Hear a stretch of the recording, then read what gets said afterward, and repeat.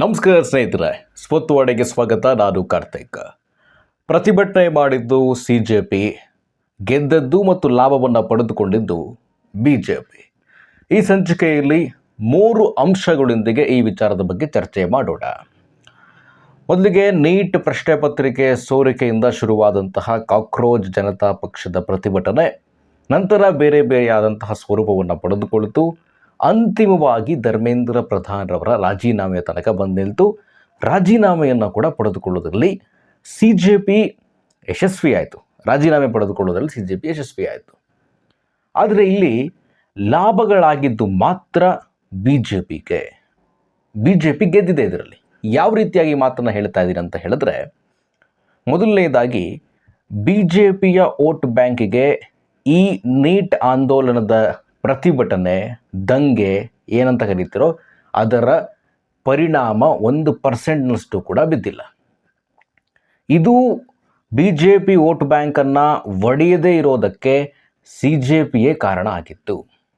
ಯಾವ ರೀತಿಯಾಗಿ ಅಂತ ಕೇಳಿದ್ರೆ, ಯಾವ ವೇದಿಕೆಗಳಲ್ಲಿ ರಾಷ್ಟ್ರ ವಿರೋಧಿಗಳ ಘೋಷಣೆಗಳು ಕೂಗಿ ಬರ್ತವೆ, ಯಾವ ವೇದಿಕೆಗಳಲ್ಲಿ ಹಿಂದೂ ವಿರೋಧಿಗಳ ಘೋಷಣೆಗಳು ಕೇಳಿ ಬರ್ತವೆ, ಅವೆಲ್ಲವೂ ಕೂಡ BJPಯನ್ನು ಮತ್ತೆ ಬುಡ ಸಮೇತವಾಗಿ ಗಟ್ಟಿ ಮಾಡ್ತಾ ಹೋಗುತ್ತೆ ಹೊರತು ಅಲ್ಲಿಂದ BJPಗೆ ನಷ್ಟ ಆಗೋದಿಲ್ಲ. BJPಗೆ ದೊಡ್ಡ ಮಟ್ಟಿಗಿನ ಬೆಂಬಲವನ್ನು ಕೊಟ್ಕೊಂಡು ನಿಂತಿರುವಂಥವರು ಮತ್ತು ಜನ್ಝಿಗಳ ಬೆಂಬಲ ಇರುವಂಥದ್ದು ಒಂದು ರಾಷ್ಟ್ರಭಕ್ತಿ ಮತ್ತು ಹಿಂದುತ್ವದ ಧ್ವನಿಯಾಗಿರೋದಕ್ಕಾಗಿ. ಅದರ ವಿರುದ್ಧವಾಗಿ ಇರುವಂತಹ ಪಕ್ಷಗಳು, ಸಂಘಟನೆಗಳ ವಿರುದ್ಧ BJPಯವರು ಯಾವತ್ತೂ ಕೂಡ ನಿಂತ್ಕೊಳ್ತಾರೆ. ಈ ಪ್ರತಿಭಟನೆಯಲ್ಲಿ ಸಾಲು ಸಾಲು ಹಿಂದೂ ವಿರೋಧಿ ಘೋಷಣೆಗಳು ಮತ್ತು ರಾಷ್ಟ್ರ ವಿರೋಧಿ ಘೋಷಣೆಗಳು ಕೂಗಿ ಬಂದವು. ಹಾಗಾಗಿ ಇದರ ಪ್ಲಸ್ ಪಾಯಿಂಟ್ ಆಗಿದ್ದು BJPಗೆ ಆಯಿತು. ಇನ್ನು ಮುಂದೆ ಯಾವುದೇ ಪ್ರತಿಭಟನೆ ನರೇಂದ್ರ ಮೋದಿ ಸರ್ಕಾರವನ್ನು, BJPಯನ್ನು ಅಲುಗಾಡಿಸ್ಲಿಕ್ಕೆ ಯಾವುದೇ ಆಂದೋಲನಗಳು, ಪ್ರತಿಭಟನೆಗಳು ಮಾಡಬೇಕಂದ್ರೂ ಈ ಎಲಿಮೆಂಟ್ಸ್ಗಳನ್ನು ದೂರ ಇಟ್ಟರೆ ಮಾತ್ರ ಅದು ಒಂದು ತಕ್ಕ ಮಟ್ಟಿಗೆ BJPಯ ವೋಟರ್ಸ್ಗಳ ಮೇಲೆ ಪರಿಣಾಮ ಬೀರುತ್ತೆ. ಇದು BJPಗೆ ಮೊದಲ ಪ್ಲಸ್ ಪಾಯಿಂಟ್. ಇನ್ನು ಎರಡನೆಯ ವಿಚಾರ, ಇತ್ತೀಚೆಗೆ ನೀಟ್ ಪ್ರಶ್ನೆ ಪತ್ರಿಕೆ ಸೋರಿಕೆಗೂ ಚರ್ಚೆಗೆ ಬರೋದಕ್ಕಿಂತ ಮುಂಚೆಯಿಂದಲೂ ಕೂಡ ಉತ್ತರ ಪ್ರದೇಶದ ಅಯೋಧ್ಯೆಯಲ್ಲಿ ನಡೆದ ರಾಮ ಮಂದಿರದ ಲೂಟಿ ಪ್ರಕರಣ ದೊಡ್ಡ ಮಟ್ಟಿಗೆ ಸದ್ದನ್ನು ಮಾಡ್ತಾ ಇತ್ತು. ದೊಡ್ಡ ಮಟ್ಟಿಗೆ ಒಂದು ಸರ್ವೆಯ ಪ್ರಕಾರ 80ರಿಂದ 85% BJPಯ ಮತದಾರರಿಗೆ ಈ ವಿಚಾರ ನೋವನ್ನು ಉಂಟು ಮಾಡಿತ್ತು. ಇದು BJPಗೆ ಪೊಲಿಟಿಕಲಿ ದೊಡ್ಡ ಮಟ್ಟದ ಹಿನ್ನಡೆಯನ್ನು ತಂದುಕೊಡುವಂಥದ್ದು. ರಾಮ ಮಂದಿರ ಲೂಟಿ ಪ್ರಕರಣ, ವಿಪಕ್ಷಗಳು, ಅದರಲ್ಲೂ ಉತ್ತರ ಪ್ರದೇಶದ ಅಖಿಲೇಶ್ ಯಾದವ್ ಅವರು ದೊಡ್ಡ ಮಟ್ಟಿಗೆ ಚರ್ಚೆಯನ್ನು ಶುರು ಮಾಡ್ಕೊಂಡಿದ್ರು. ಮುಂದಿನ ವರ್ಷ ಬರುವಂಥ ಉತ್ತರ ಪ್ರದೇಶ ಚುನಾವಣೆ ನಾವು ಗೆದ್ದೇ ಬಿಡ್ತೇವೆ ಅಂತ. ನಂತರ ಇದು ಇಡೀ ದೇಶವ್ಯಾಪ್ತಿ ಆಯಿತು. BJPಯ ಬೆಂಬಲಿಗರು ಕೂಡ ಈ ವಿಚಾರಕ್ಕೆ ಸಂಬಂಧಪಟ್ಟಂತೆ ತಲೆ ತಗ್ಗಿಸುವಂಥ ಪರಿಸ್ಥಿತಿ ಎದುರಾಯಿತು. ಎಷ್ಟೇ ನಾವು ಅದನ್ನು ಇನ್ವೆಸ್ಟಿಗೇಟ್ ಮಾಡ್ತೀವಿ ಅಂತ ಹೇಳಿದ್ರು ಕೂಡ ಕೊನೆಗೆ ಉಳಿಯುವಂಥದ್ದು ಅಯೋಧ್ಯೆಯಲ್ಲಿ ರಾಮ ಮಂದಿರದಲ್ಲಿ ಲೂಟಿ ಆಯಿತು ಅನ್ನುವಂಥದ್ದು.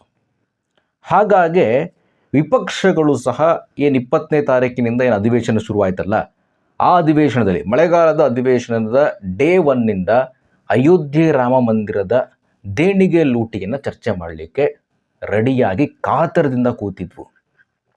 ಒಂದು ವೇಳೆ ಈ ನೀಟ್ ಪ್ರಶ್ನೆ ಪತ್ರಿಕೆ ಸೋರಿಕೆ ದೊಡ್ಡ ಮಟ್ಟಿಗೆ ಹೈಪ್ ಆಗಲಿಲ್ಲ ಅಂತ ಹೇಳಿದ್ರೆ ರಾಮ ಮಂದಿರ ಲೂಟಿ ವಿಚಾರ ಚರ್ಚೆ ಆಗ್ತಾ ಇತ್ತು ಸದನಗಳಲ್ಲಿ, ದೇಶದಾದ್ಯಂತ ಮೇನ್ ಸ್ಟ್ರೀಮ್ ಮಾಧ್ಯಮಗಳಲ್ಲಿ, ಸೋಷಿಯಲ್ ಮೀಡಿಯಾಗಳಲ್ಲಿ. ಆಗ ಅದು ನೇರವಾಗಿ BJPಯ ಮತದಾರರ ಮೇಲೆ, ವೋಟ್ ಬ್ಯಾಂಕಿನ ಮೇಲೆ ಪರಿಣಾಮ ಬೀರ್ತಾ ಇತ್ತು. ಅದು BJPಗೆ ಪೊಲಿಟಿಕಲಿ ದೊಡ್ಡ ಮಟ್ಟಿನ ಹಿನ್ನಡೆ ಆಗ್ತಾ ಇತ್ತು ಮುಂದೆ ಬರುವಂಥ ಚುನಾವಣೆಗಳಲ್ಲಿ. ಉತ್ತರ ಪ್ರದೇಶ 29ರ ಚುನಾವಣೆಗೂ ಕೂಡ ಇದು ಕಂಟಿನ್ಯೂ ಆಗ್ತಾ ಹೋಗಿದ್ರೆ, ಇದು ನೀಟ್ ವಿಚಾರ ಬಂದು ಇದನ್ನು ಡೈವರ್ಟ್ ಮಾಡ್ತಲ್ಲ. ಹಾಗಾಗಿ ರಾಮ ಮಂದಿರದಲ್ಲಿ ದೇಣಿಗೆ ಲೂಟಿ ಆಗಿರುವಂಥದ್ದು ಅಲ್ಪ ಮಟ್ಟಿಗೆ ತಣ್ಣಗಾಯಿತು. ಅಲ್ಪ ಮಟ್ಟಿಗೆಲ್ಲ, ದೊಡ್ಡ ಮಟ್ಟಿಗೆ ತಣ್ಣಗಾಯಿತು. ಎಲ್ಲೂ ಕೂಡ ಅದರ ಚರ್ಚೆನೇ ಆಗ್ತಾ ಇಲ್ಲ. ಈಗ SIT ರಚನೆ ಆಗಿ ತನಿಖೆ ನಡೀತಾ ಇದೆ, ಚರ್ಚೆ ಇಲ್ಲ. ಈ ಪ್ರತಿಭಟನೆ ಇಷ್ಟರ ಮಟ್ಟಿಗೆ ಸದ್ದು ಮಾಡಿತು, BJPಗೂ ಕೂಡ ಅಡ್ವಾಂಟೇಜ್ ಆಯಿತು. ಪಾಯಿಂಟ್ ನಂಬರ್ 2 ಇದು. ಇನ್ನು ಮೂರನೇದಾಗಿ, ನರೇಂದ್ರ ಮೋದಿಯವರ ಕ್ಯಾಬಿನೆಟ್ ಸ್ವಲ್ಪ ವೀಕ್ ಆಗಿತ್ತು ಇತ್ತೀಚಿನ ದಿನಗಳಿಂದ. ನಮಗೆ ಮತದಾರಗಳು ಏನೇ ಮಾಡೋದು ಸಹ ನರೇಂದ್ರ ಮೋದಿಯವರ ಮುಖಗಳನ್ನು ತೆಗೆದುಕೊಂಡು ಹೋದರೆ ನಮಗೆ ವೋಟ್ ಹಾಕ್ಬಿಡ್ತಾರೆ, ನಮ್ಮ ಸರ್ಕಾರಗಳನ್ನು ಯಾರಿಂದಲೂ ಕೂಡ ಅಲುಗಾಡಿಸಲಿಕ್ಕೆ ಸಾಧ್ಯ ಇಲ್ಲ ಅಂತ BJPಯ ಕ್ಯಾಬಿನೆಟ್ ಸಚಿವರು ಮತ್ತು BJPಯ ಕೆಲವು ಸಂಸದರುಗಳು ಕೂತ್ಕೊಂಡ್ಬಿಟ್ಟಿದ್ರು. ನೀವು ಕರ್ನಾಟಕದಲ್ಲಿ ನೋಡಿ, ಒಂದು 4-5 ಜನ ಸಂಸದರು ಆ್ಯಕ್ಟಿವ್ ಆಗಿದ್ದಾರೆ ಬಿಟ್ಟರೆ ಇನ್ನು ಯಾವ ಸಂಸದರು ಕೂಡ ಅಷ್ಟರ ಮಟ್ಟಿಗೆ ಆ್ಯಕ್ಟಿವ್ ಇಲ್ಲ. ತಾವಾಯಿತು ತಮ್ಮ ಕೆಲಸ ಆಯಿತು ಅಂತ ಕೂತಿದ್ದಾರೆ ಮನೆಯಲ್ಲಿ. ಜನರ ಪರವಾಗಿ ಧ್ವನಿ ಎತ್ತುವಂಥ ಸಂಸದರು ಇಲ್ಲ.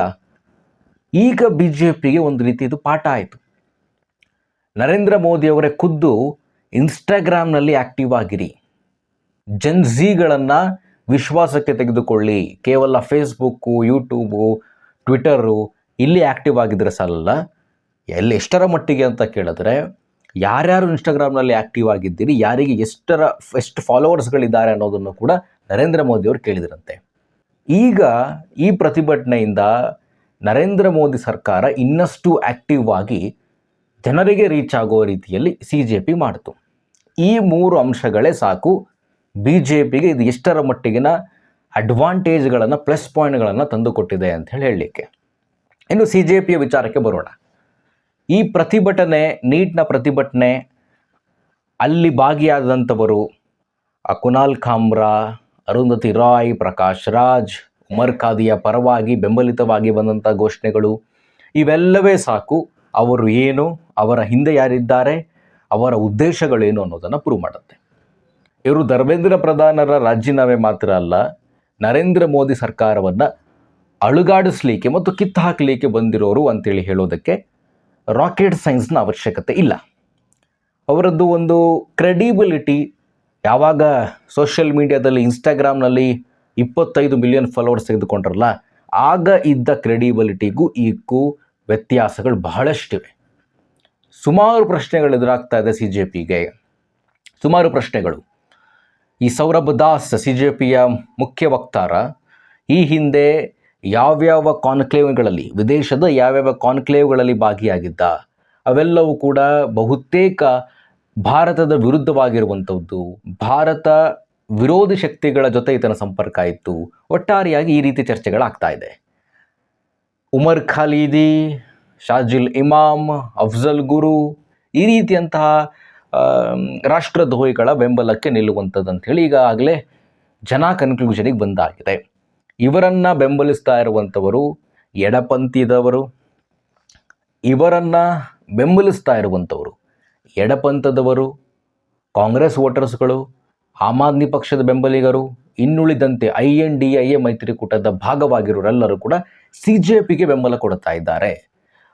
ಆ ಬೆಂಬಲ ದೊಡ್ಡ ಮಟ್ಟಿಗಿರೋದರಿಂದಾಗಿ ಇದೂ ಮೋದಿ ಸರ್ಕಾರಕ್ಕೆ ದೊಡ್ಡ ತಲೆನೋವಾಗುತ್ತೆ, 29ಕ್ಕೆ ನರೇಂದ್ರ ಮೋದಿ ಸರ್ಕಾರಕ್ಕೆ ಕಷ್ಟ ಆಗುತ್ತೆ ಅಂಥೇಳಿ ಕೆಲವರು ವಿಶ್ಲೇಷಣೆ ಮಾಡ್ತಾ ಇದ್ದಾರೆ. ನರೇಂದ್ರ ಮೋದಿ ಸರ್ಕಾರವನ್ನು 29ಗೂ ಕೂಡ ಅಲುಗಾಡಿಸೋದಕ್ಕೆ ಸಾಧ್ಯ ಇಲ್ಲ. ಒಟ್ಟಾರೆಯಾಗಿ ಹೇಳೋದೇ ಆದರೆ ಕಾಕ್ರೋಚ್ ಜನತಾ ಪಕ್ಷದ ಪ್ರತಿಭಟನೆ ಧರ್ಮೇಂದ್ರ ಪ್ರಧಾನ್ ರೆಸಿಗ್ನೇಷನ್ ತೆಗೆದುಕೊಂಡಿದ್ದು ಮಾತ್ರ ಒಂದು ಪ್ಲಸ್ ಪಾಯಿಂಟ್ ಅಂತ ಹೇಳ್ಬೋದು. ಇನ್ನು ಮಿಕ್ಕಿದ್ದ ಎಲ್ಲ ಆಯಾಮದಲ್ಲಿ ನೋಡಿದ್ರು ಕೂಡ ಇದು BJPಗೆ, ನರೇಂದ್ರ ಮೋದಿ ಸರ್ಕಾರಕ್ಕೆ ದೊಡ್ಡ ಮಟ್ಟಿಗಿನ ಪ್ಲಸ್ ಪಾಯಿಂಟನ್ನು ತಂದುಕೊಟ್ಟಿದೆ. BJPಯ ಕೋರ್ ವೋಟರ್ಸ್ ಏನಿದ್ದಾರಲ್ಲ, ಅವರು BJPಯಿಂದ ದೂರ ಆಗಲಿಕ್ಕೆ ಇವರೇ ಬಿಟ್ಟಿಲ್ಲ, ಅವರನ್ನು ಇನ್ನಷ್ಟು ಹತ್ತಿರ ಮಾಡಿದ್ದಾರೆ ಅಷ್ಟೇ. ಇದರೊಂದಿಗೆ ಈ ಸಂಚಿಕೆಯನ್ನು ಮುಗಿಸ್ತಾ ಇದ್ದೀನಿ. ಸ್ವತ್ವಾಣಿ, ಸ್ವಂತಿಕೆಯ ಧ್ವನಿ, ಪ್ರತಿದಿನದ ರಾಷ್ಟ್ರೀಯ ರಾಜಕೀಯ ವಿದ್ಯಮಾನವನ್ನು ನಿಮ್ಮ ಮುಂದೆ ತರುವಂಥ ಪ್ರಯತ್ನ. ನಮಸ್ಕಾರ.